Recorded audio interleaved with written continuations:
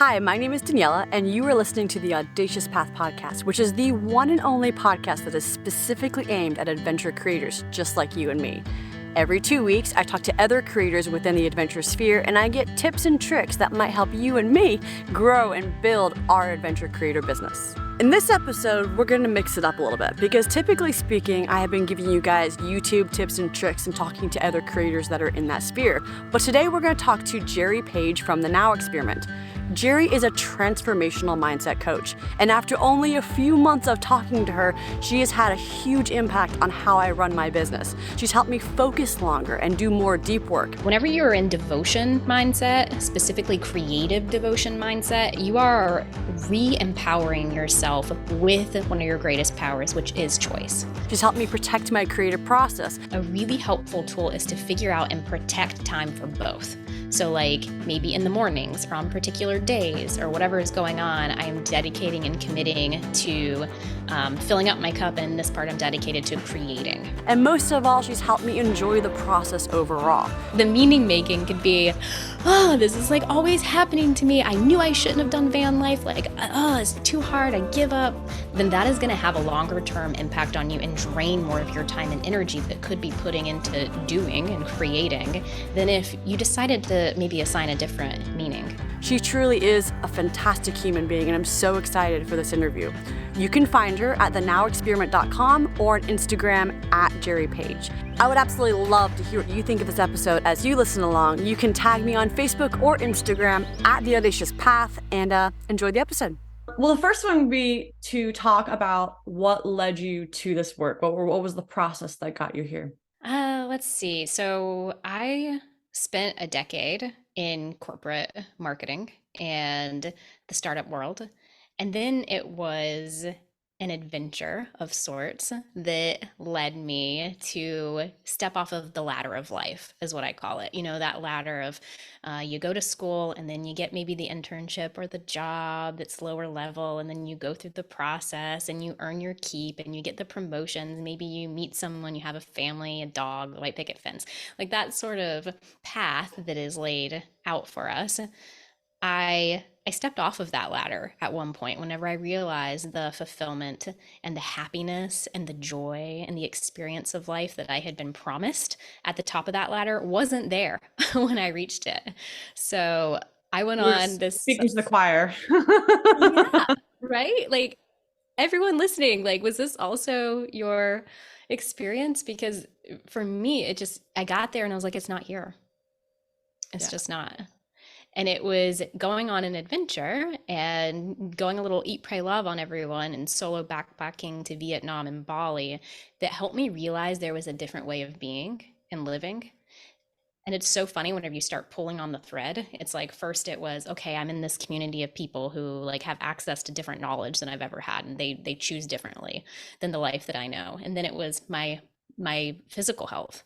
I was pulling on that thread and exploring all these alternatives and enhancing that. And then it was mental health.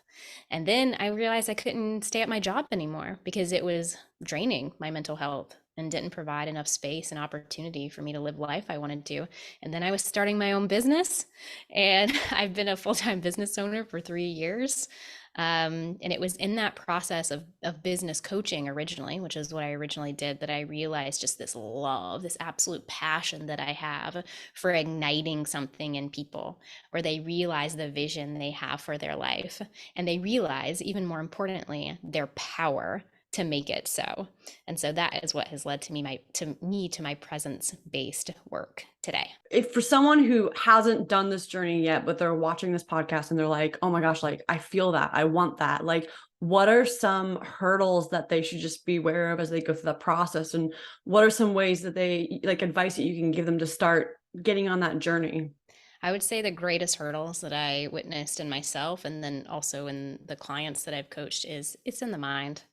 Right? It's the self-limiting beliefs and fears and blockers that stop you from ever having a shot at taking aligned action to have this life, this path that you want before you even try, before you even give it a shot. And And one of the three most popular ones would be imposter syndrome. Who am Mm. I to have that life when maybe everyone around me doesn't have it? Who do I think I am to like have more happiness perhaps than others, or to need something or want something else in order to be happy? And there's probably a lot of people saying those words as well, because that was my experience, is that like, how dare you? Someone said that you're living in a fairy tale world. Oh, that hurts. And it's like so dismissive of what you're feeling called to, like your dream, your vision for your life. Yeah, yeah, for sure. Let's go through those, what you sent. You said that one of the biggest things was transitioning from discipline mindset to creative devotion mindset. And as soon as you sent that to me, I was like, what does she mean by that? Yes. So it's kind of like the carrot and the stick mentality, right? Am I running away from the consequence of the stick chasing after me? And if it catches me, I'm gonna have consequences. Or am I running towards the carrot of what I want? Or even enjoying the carrot, right? In a way. And so whenever I think of discipline, I think I have to do this thing. I should do this thing. There are these words almost like there's a force outside of yourself that is creating this reality, and you have to play along. You have no choice. Whenever you're in devotion mindset, specifically creative devotion mindset, you are re empowering yourself with one of your greatest powers, which is choice. Which is, I have tapped into something that I feel so connected to, that's so connected to my why. I love it so much that I choose to do the things, even if they're uncomfortable, even if I don't really want to do them. I choose to do them because I'm so committed to my why and the vision and the path that it takes me down. And what's the difference that it feels? A discipline feels like almost like guilt and shame and like this tug on you, right? Like, have you ever felt this where you're like, oh God, I have to do this thing. I really don't want to. I'm gonna fail if I don't do it. It's like you're almost doing it out of fear, right? Mm. And even just shifting the language before people go to the full internal transformation, if you even just, whenever you speak about what you have to do, replace I have to, I should with I choose to, I want to, you'll notice how your body, like your nervous system, will even just relax into it a little more because it doesn't feel like there's some authority outside of you forcing you to do something. You remind yourself, oh, I committed to this for a reason. And then there can be a little bit more joy and excitement about that. Yeah. Oh, I love that. I love that because I'm definitely someone who needs that mindset, let's just be honest.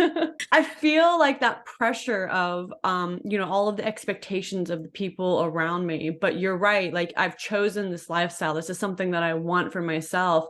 And I know what it feels like to feel my nervous system relaxing. And every time I learn something that can help me like a little more, make it a little more relaxed, it makes this whole life journey just a little bit more enjoyable. And that's why we're all here, right? Like we want to make it a little bit more enjoyable. So if we can shift these tiny little things that to some people they might say, oh, it's just words. I've heard it be discounted like that, but it builds up, right? It builds up. Every single little thing you do, you choose, builds up to like a little bit more fulfillment in life. So yeah, like if you can do that, why wouldn't you? Absolutely. And that point right there that you made is kind of the presence part, right? Whenever you say, I need to or I have to, you're just taking your entire being doing and sort of projecting it into the future. Like I'm sacrificing my now for this future state. But whenever you get into that devotion mindset, you're like, oh, I actually choose to do this and there's space for me to enjoy it now Mhm. and the outcomes as well. Yeah. So why did you call it creative devotion though? Like why is creative part of that?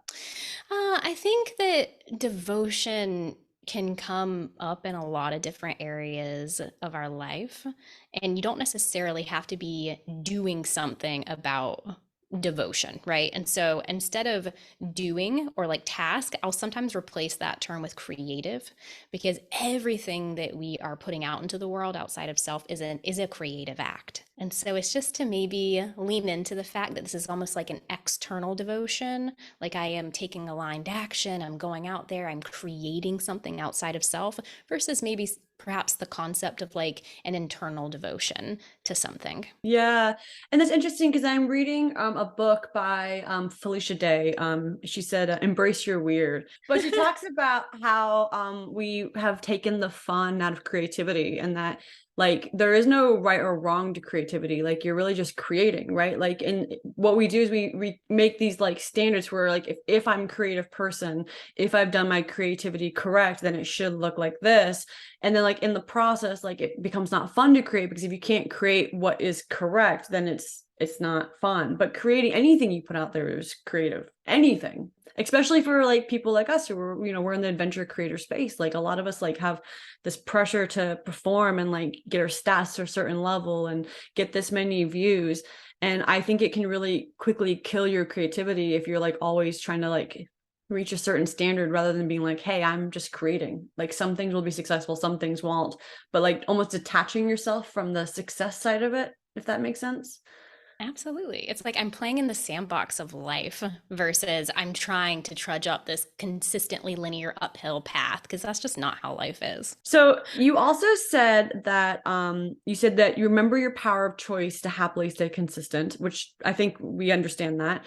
And then you said connecting deeply to your why and using it as devotional fuel. And having just connected to my why at the age of 33 now, I feel that, like I feel what a difference it makes in like sticking with something and getting through those hard times. And the question I had was to you is there any way for past Daniela to get here earlier? Like what was something that if someone who's watching this, how could they find their why faster? Because it's so powerful. Oh, I'm right there with you. I'm like, why did it take me 30 years of life to figure out? I think there's two parts. One, I believe that in a way we are on a path that even if it doesn't make sense, is leading us to clarity, right? And pairing it with that, I think that there is a level of openness and curiosity and alignment that can really accelerate that process. I knew I wanted to start my own business 5 years before I did it, right?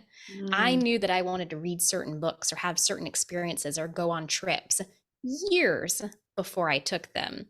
It was just that I finally got to a place where I was able to take the action that almost had a domino effect that led me to what I know now in terms of my why. And so I guess the simple answer would be follow the path of your desire. And the sooner that you're willing to listen to the call that keeps boomeranging back at you, the sooner you're going to find clarity. Yes, yes. And that stay curious part I think is really big. Like it's definitely something that I feel really connected to, is just staying curious about like, well, if I enjoyed this experience, like, why did I enjoy it? Like, what was happening over here that made me enjoy this experience? And why did I pick this book up at the library? And why am I reading this? Like, all of those things tell you. And to be honest, like, I'm not so much a believer, and I always clarify this because I want to speak to different types of people, but I'm not a believer in like destiny or like a Mm-hmm. God or anything like that. Like, I very much believe that, like, we live, we die, whatever we become stand. But I do believe that, like, there's some, you can take this belief and you can, or of God, and you can make it more secular if you wanted to, where it's like, Mm. I have these desires to adventure. I know I have a desire to adventure. It doesn't have to be like something that was like given to me or a destiny, but I know that like my heart desires that. So if I follow that path, yes, there's many other paths I could follow, but this is the one that my heart is telling me to follow. So why not just follow that? Like, why they get rid of all that resistance and listen to that and stay curious about like, why you're wanting that. Yes, because I don't know about you. Actually, I'm curious. Have any of your healthy desires ever gone away? They haven't for me. They always come back. No, no. And adventure is such an interesting one for me because, like, I remember my sister saying to me once, she was like, you're always going to be a wanderer. I can tell. Like, you're just going to be a wanderer. Mm. You're going to be someone who needs adventure all the time. And I was like, no, no, I want a house. I want to settle down one day. And it just kept popping up. Like, anytime we had an adventure, like, it felt so natural and, like, just, yeah, it felt like home, if that makes sense. It felt Mm. like home. I feel like your desires are almost like a home feeling. That's beautiful. I love that. I got a little bit of chills when you said that. For some people, the home like wasn't a good place. It wasn't always a good place for me, but for home, that's like got feelings that were good. Like adventure was the place where like I felt good. So yeah, it makes sense to go back there. And that's actually something that hits a chord in my personal journey right now as I'm wandering as a nomad. I'm really grounding into home as the concept of just being me, like my body, myself, where I am. And that's been quite a journey as well. Yes, absolutely. I mean, because everyone that we're talking to here are people who travel around all the time, and you do get this sense of, I don't know, is dysmorphia the right word? But like you're just like, it's, Mm. you're almost like not in the right, like there's nothing holding you or anchoring you down. So like, yeah, finding some kind of home in yourself. And I think that like that's the key to making all of this fulfilling, is really, yeah, just feeling centered. So What are your anchors? it's kind of weird activities. A weird one is like doing my nails. Everywhere around the world, I do my nails. I know it's kind of a weird thing, but I when love it.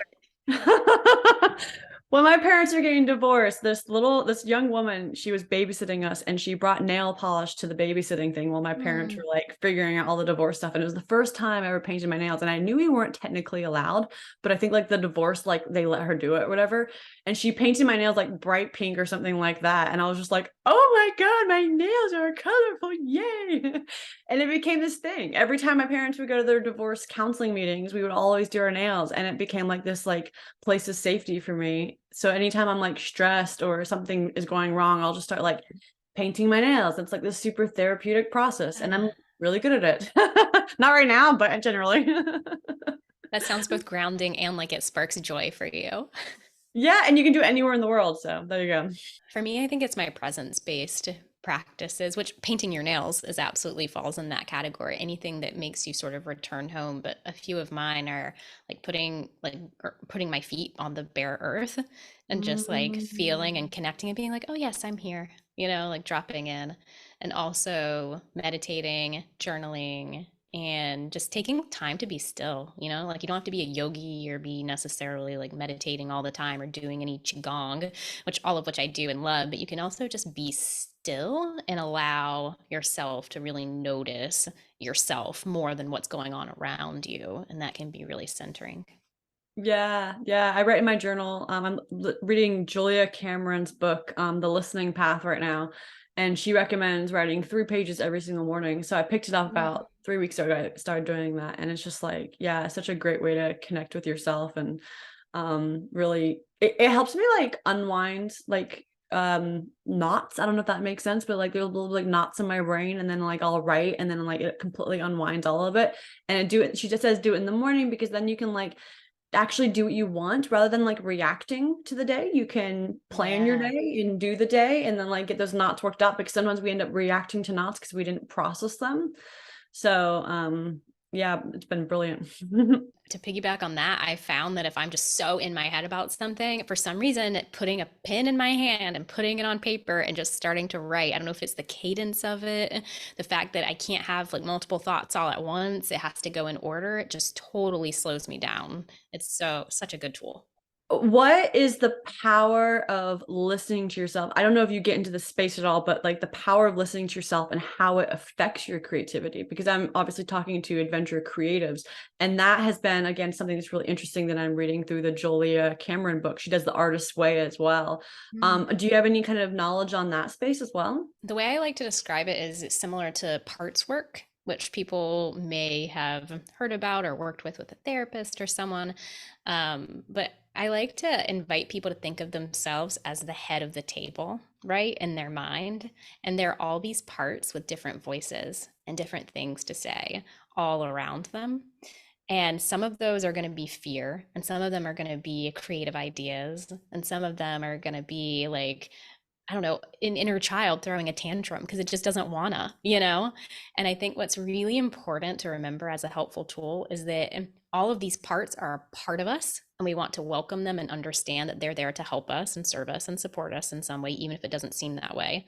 But that we, like as the ultimate I, are the decision makers. So if we want to show up and we have an intention around a day, we might sit at the table, the head of our night's table, and be like, okay, what's everybody got to say? Okay, inner child doesn't want to do it. You're hungry.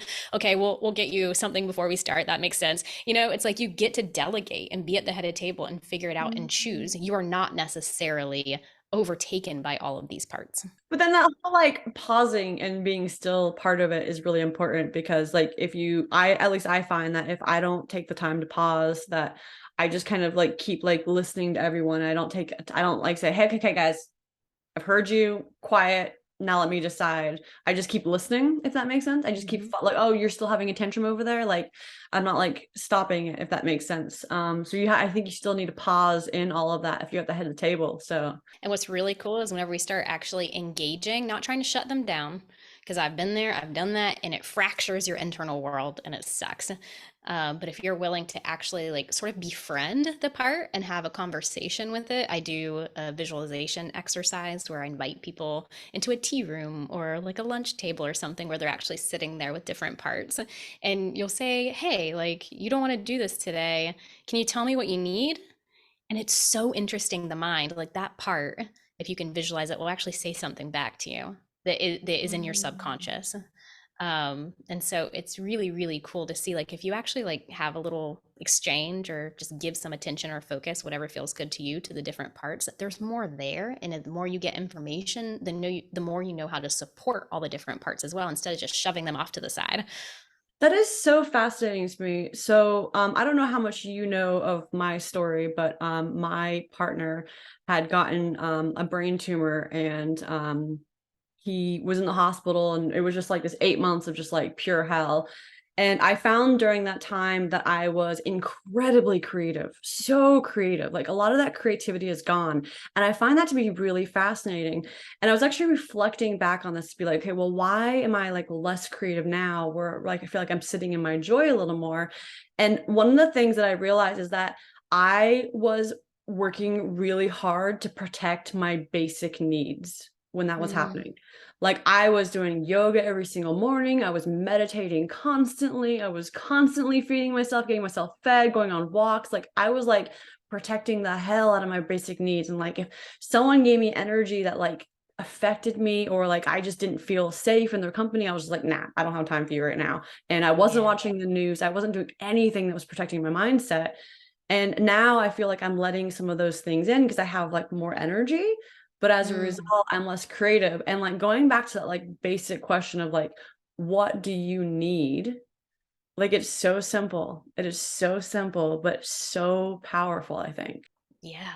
And that is really powerful, how it sounds like you just created so much space for yourself because you knew you needed it. Like, you gave yourself such a gift, and probably not with the intention of like, I'm going to be more creative. And what a beautiful side effect of that that you welcomed in.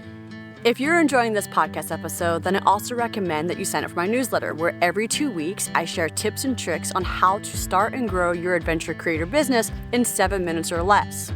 Now, the theory behind both this podcast and my newsletter is that a lot of information out there is not applicable to the adventure creator space. For example, you'll have these creators that just blow up, they randomly extrapolate the reasons for their growth, but they never have to test their theories. Also, the rules for growth are different depending on the size of your channel, and nobody's talking about that. And finally, a lot of the information on how to grow a YouTube channel is not applicable to the adventure creator space. So in my newsletter, I provide tips and tricks that I've tried on my own channel.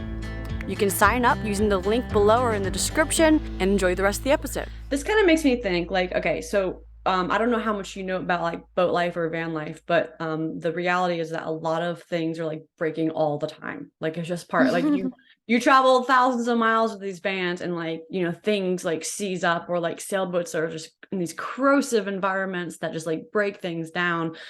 How can you, or what recommendations would you have for people who are trying to balance like living in these like really harsh environments where there's so much to do, like they're being demanded in multiple directions, and they're trying to be creatives as well?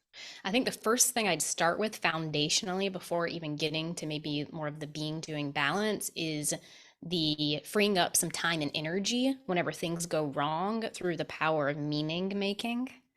So we all have the ability to approach everything that happens in life with a certain perspective.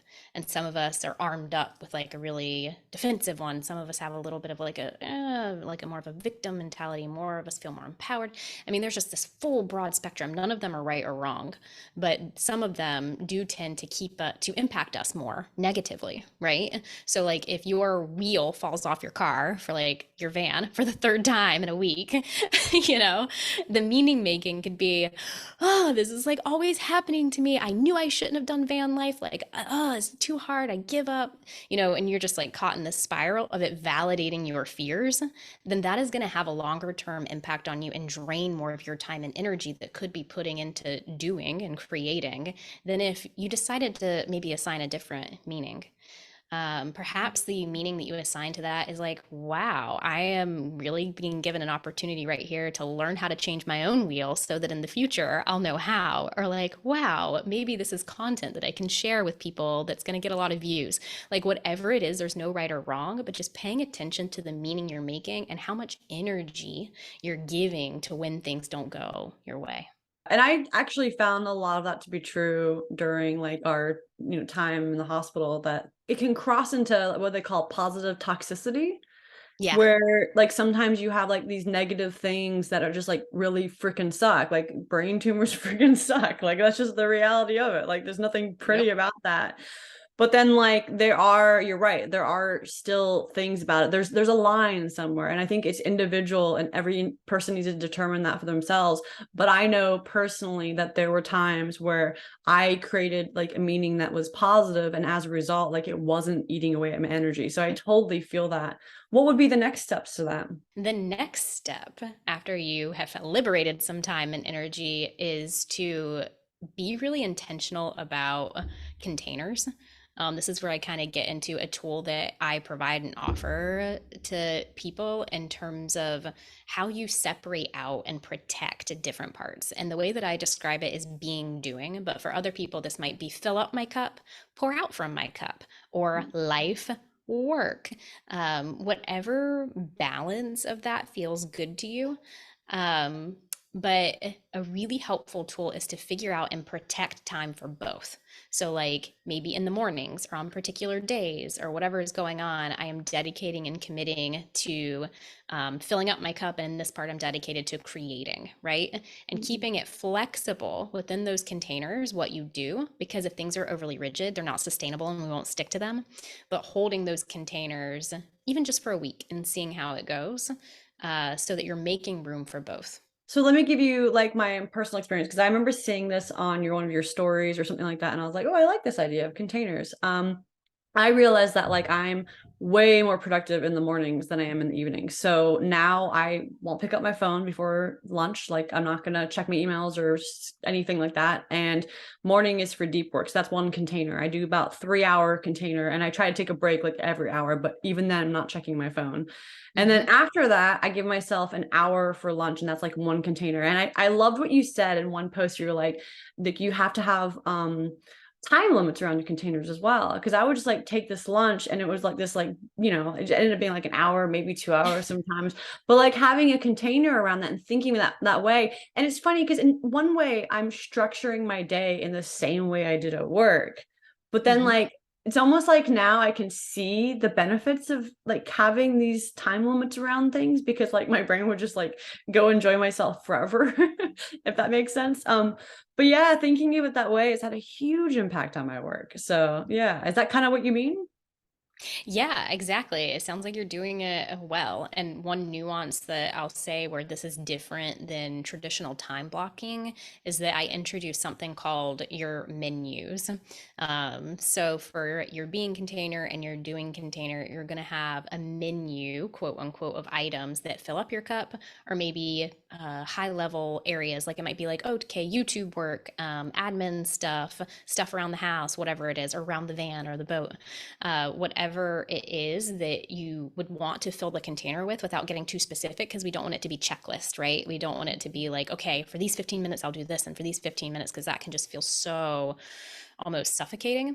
And the one of the big points is that within these containers, you are held by the container, but then once you get in it, you have so much choice and flexibility over choosing what you're going to do. So let's say for you, you are more productive in the morning, so maybe in the afternoon for like three hours, or I don't know, an hour before bed or 2 hours, whatever, you have a being container. Instead of being like, okay, I'm going to read, I'm going to journal, I'm going to meditate, whatever, you just have like your menu of like maybe 10, 15, 20 things, and you can show up for yourself and check in with yourself and then be like, what do I want to do? What part of my desire do I want to follow?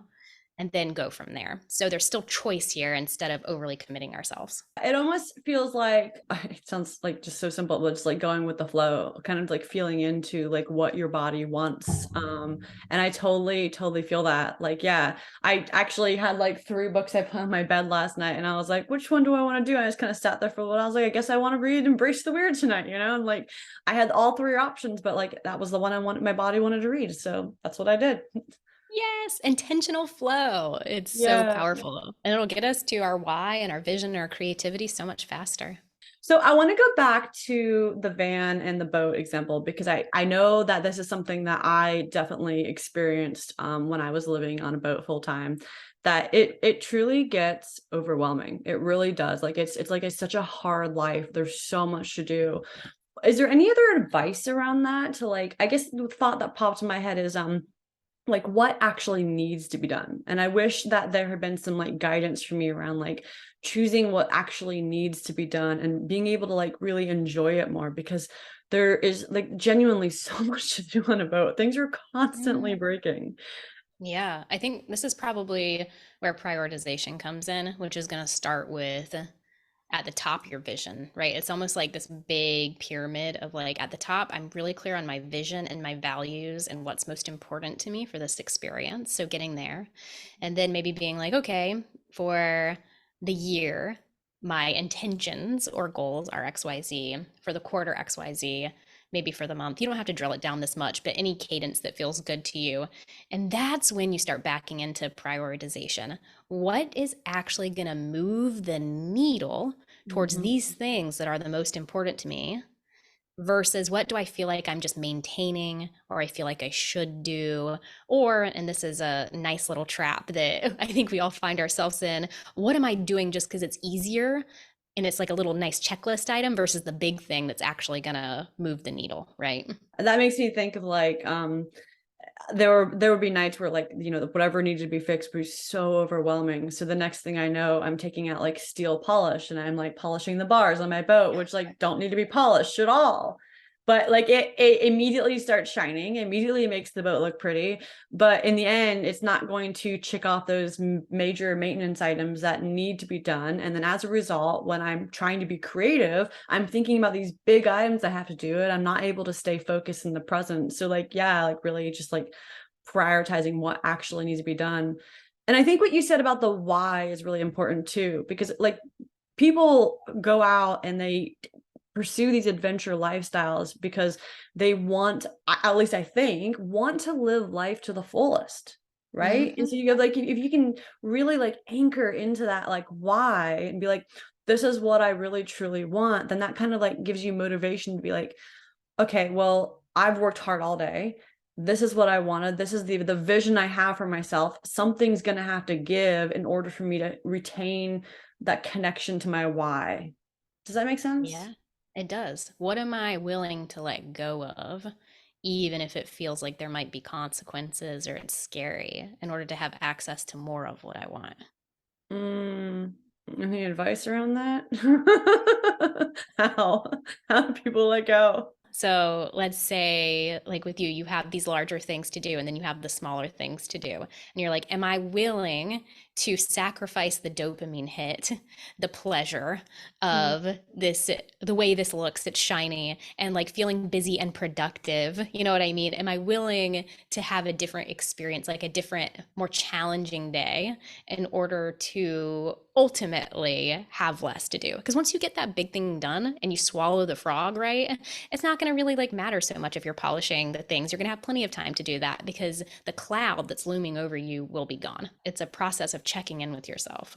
Yeah, and that cloud, like that energy draining cloud, I think is what we're kind of focusing on here. Because my brain immediately went to like all the followers of like, well, doesn't she know that once she finds out that this is broken, then she finds this, it's also broken, and then this, it's also broken. And it's like, yes, guys, I totally get that. I've been there, I've done that. I know that when you live on a boat, when you live in a van, things break all the freaking time.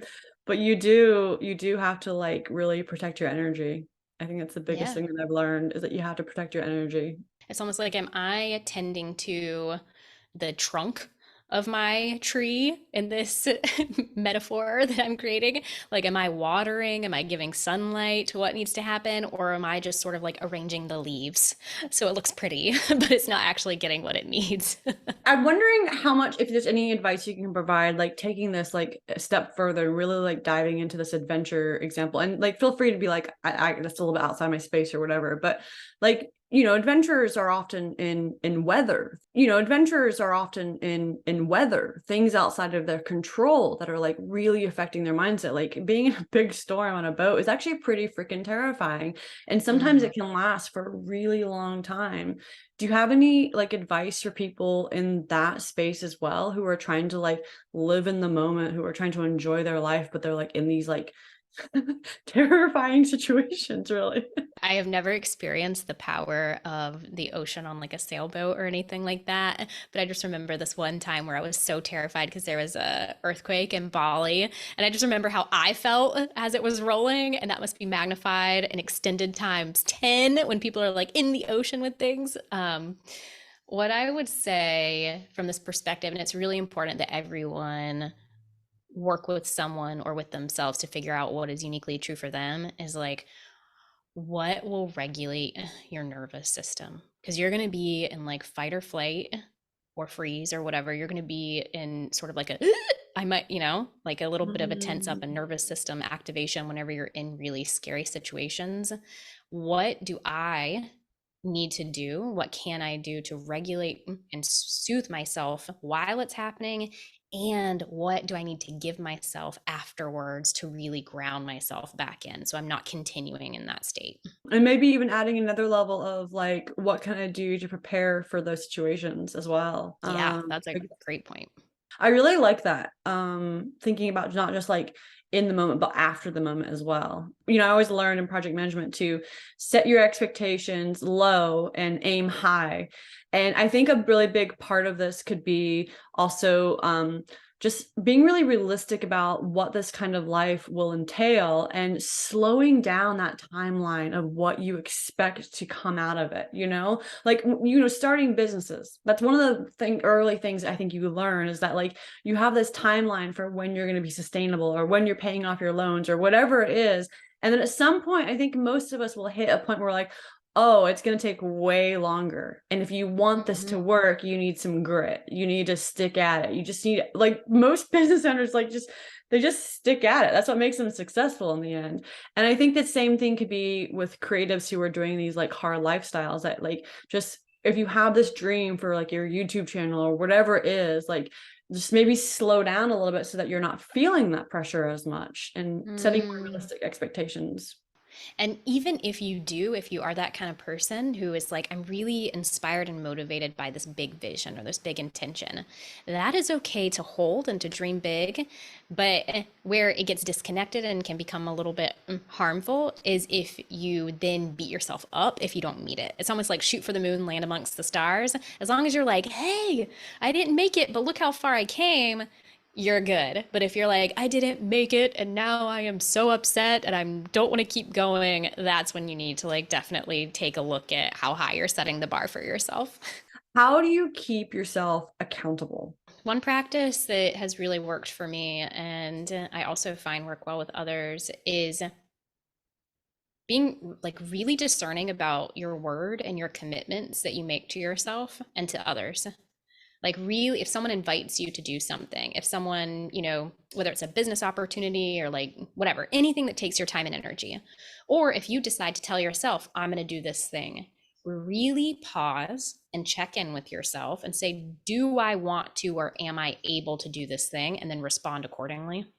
So be really discerning with what you commit to because that's what you have signed yourself up to be accountable for, right? So even foundationally, make sure that it's aligned to your goals, there has meaning to it, and in a sense, it's either you want to do it for yourself right now or you want to do it for your future self. And then keep that commitment, especially the ones that you're doing that maybe are for you and nobody's really noticing. Keep it as if you're making that promise for the person that you love most in the world, right? Whoever that person is, and maybe it's even you, which would be really beautiful. But whoever it is, don't just kind of like brush it off like we tend to do because it's only for us. Keep it as if it is a favor to the most important person in the world, because that person can be your future self. And if you can build a relationship as your current self with your future self, who's going to reap the benefits of the commitments that you keep and the promises that you keep to yourself, then you're cultivating this beautiful relationship and creating a beautiful life for them. I love that. There's several parts that my brain goes to, and I love the idea of like the future and present self like having a relationship. I remember you said that in one of our phone calls, and I've started like visualizing it that way. Like you said something like, well, your future self wouldn't want you to like sacrifice everything right now. Like they want you to enjoy yourself now too. And then your current self wouldn't want your future self like sacrificing everything either. So like there's like got to be like equality in that relationship where you're both are able to live and enjoy life, but you're also like working for each other's like better good, if that makes sense. And thinking about that way is a really good way, I think, of like keeping that balance always. Yes, it's like any partnership or friendship or relationship, and that can restore a lot of balance to people's lives. Within the adventure community, oftentimes you'll hear people say like, be a yes man, like say yes to every adventure, like go, live life and explore. And my followers will say that all the time. They're like, you should totally go do this ocean crossing. And like one of the biggest lessons that I learned this year is saying no, because I'm always getting offers to go on sailboats. I'm always getting offers to go and do deliveries. And like now I'm getting offers for people who like want to partner with me and do all sorts of cool projects and stuff like that. But like I have this like vision of what I want, that I want to be able to help creatives. And I've got this course that I'm trying to get done by the end of the year. And there's no possible way for me to achieve what I want to achieve if I keep saying yes to everything. So I really had to like hone in on that like no skill. And I know that as an adventurer, I super struggle with that because my adventurous spirit is so powerful, Yeah, it can kind of feel like you're like maybe letting an opportunity slide, but by holding that opportunity off, you're welcoming in the opportunity that you specifically choose, that you're creating in even faster. So, I love that the power of no has been a theme. And that goes back to like connecting to your why. Like I think having that like that first step of connecting to something that feels really like it resonates with you, it's deep, it is something that is really important to you. And it sucks that you're right, you can't really rush that. It's going to get there when it gets there. But going back to what we said before, staying open and curious and like eventually finding that. And if you haven't found that, is there any advice around like just kind of being okay with where you are? I think there is this remembering that the only moment that is real in life is right here, right now, in this moment. The people listening or watching, me and you sitting here, nothing exists really truly outside of right here, right now.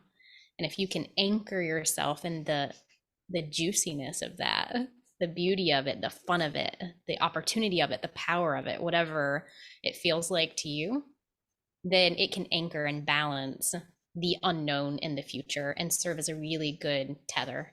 And in fact, I think that the more you are present with this moment and feel into and connect to that desire that we were talking about, the more that you're going to be able to access and actually feel the feelings that you think you have to wait to feel until you have the clarity, the vision, the why. You can actually access some of those feelings right now.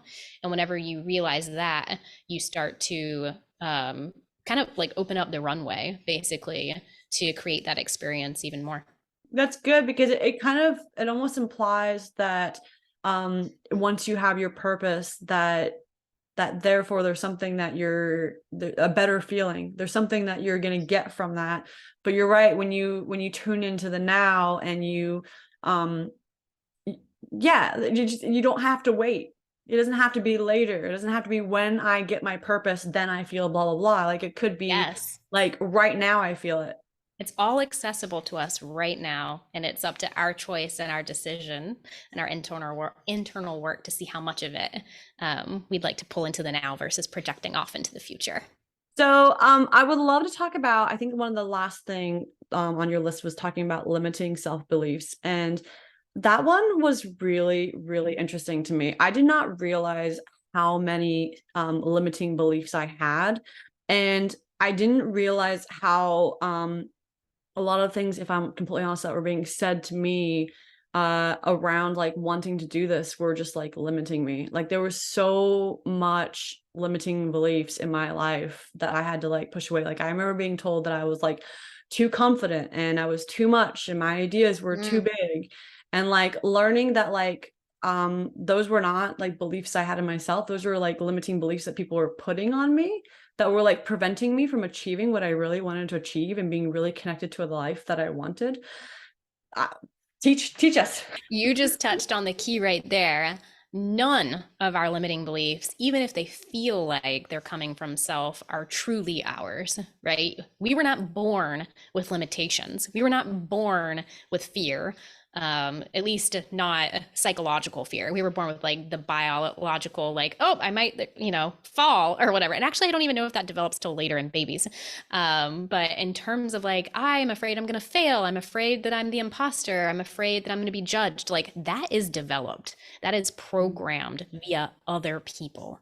And so there's almost like a returning home to self, a remembering who exists underneath all of those fears that can be one of the most liberating acts we ever take. And it's a big journey. Any tips on how to get there? Yes, I would say first and foremost, you need awareness. Like that right there. We're so used to it all the time, the dialogue in our minds, that we don't even often realize that there's anything other than it that can exist, and we don't know what's happening. And if we don't know what's happening, we can't do anything about it. So the first step in a process that I've designed to navigate these self-limiting beliefs is similar to how you said with journaling, to reach in there and pull out one of the thoughts or the balls and look at it and name it. Just give it a clear name. Like, I'm afraid that so and so will be disappointed in me, and you're going to probably have a long list of these, but then they're going to feel manageable, and then there's going to be something that you can do with them.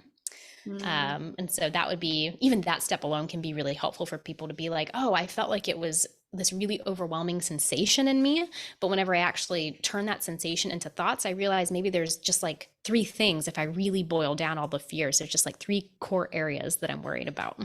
I went through this exercise through this podcast, or maybe it was a course I took or something like that. But basically go through and like list like the main caretakers in your life, and how, like, at what times during that caretaker experience did you feel most loved, and what were the times where you felt least loved. And it's really interesting because it doesn't matter whether it's the most loved or the least loved, both of them create limiting beliefs. And one example is like my mom would always give me like heaps of love whenever I was learning or whenever I got good grades or something like that. So I learned that, like, in order to be successful, that I needed to be the top of my class. And the limiting belief behind that is, when I don't achieve things first, that means I won't be successful. And I had to overcome that limiting belief of being like, okay, well, like, it's taking me a while to get this business going. And there's obviously like a lot that I need to learn, but that doesn't mean that I'm not going to be successful. Like, that's a limiting belief that like time equals not success, you know? And I found like going back and like looking at those caretaker experiences, like unveiled so many limiting beliefs. Like being too much was a huge one that I was always told, that I'm too much, I'm too loud, I'm too intense, all these other things. Like, so I was always like worried that like if I put something out there that was like big or like meaningful or like had some big impact, that I was gonna be too much for people. There's a form of psychology, Adlerian psychology, which basically suggests that neutrality in like raising children and engaging with other people is, this is just, their theory, is perhaps the most supportive, because similar to what you just said, even praise can impact people in some sort of limiting way when done in specific ways. So yeah, like it's surprising how these beliefs can develop. Yeah, the other piece of advice they had was like reframing the limiting beliefs into what they call empowering beliefs. So like rather than saying like I'm too much, my empowering belief is I have a joy and vibrancy for life that I bring into other people's lives. And I every morning I get up and I say that affirmation to myself, and I'm like almost like trying to like rewire that disempowering belief into an empowering one. That part. So the process I have is 6 steps, and between step 3 and 4, step 3 is going down the rabbit hole of like, what's the worst that can happen?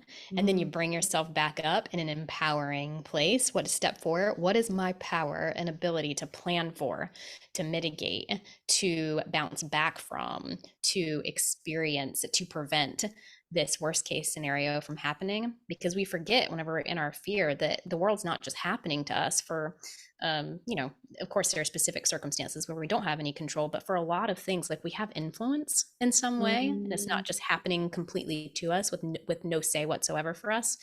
And so, in those instances, to remember our power can change how we view our fear.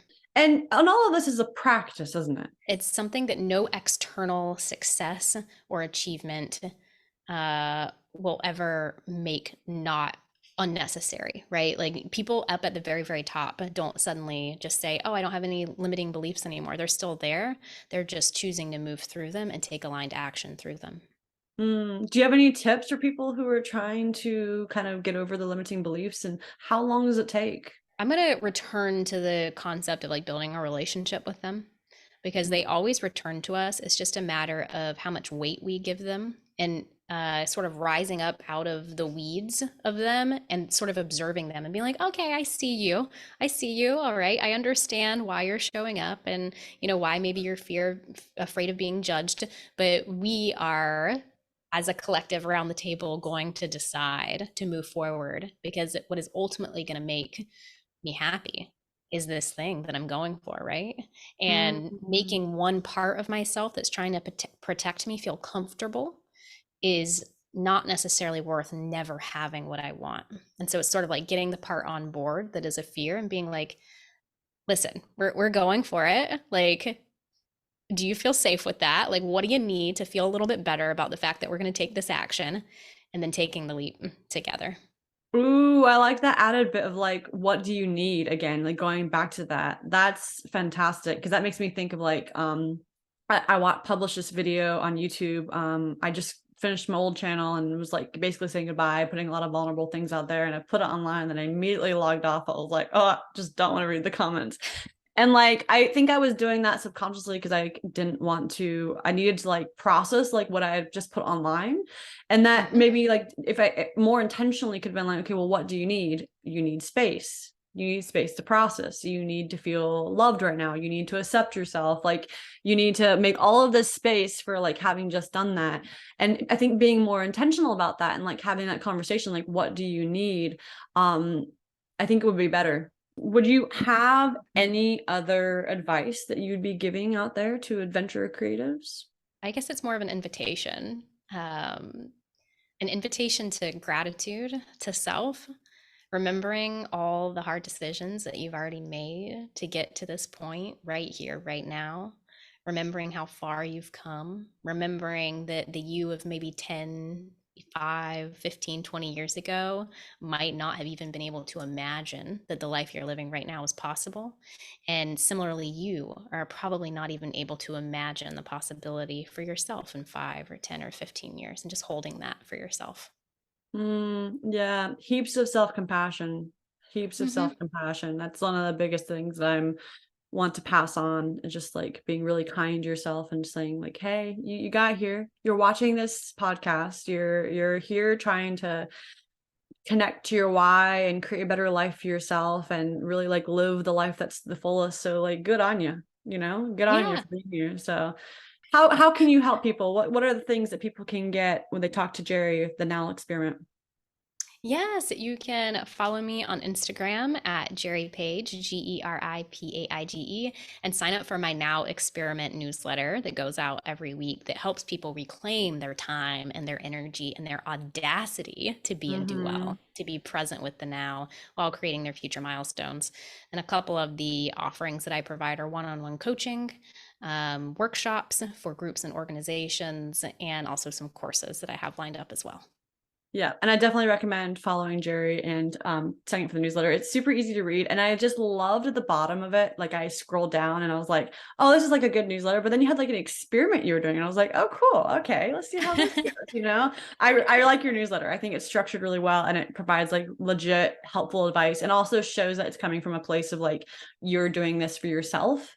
And I think that's like the best place for people to come from is like, I'm teaching you this because this has worked for me, you know? So, yeah. Thank you so much for watching this podcast episode. I really, truly hope you found value. And if you did, please go give me a 5-star review on whatever platform you're listening to this podcast. It really helps a lot and it also helps me reach more creators out there. And I'll see you in 2 weeks.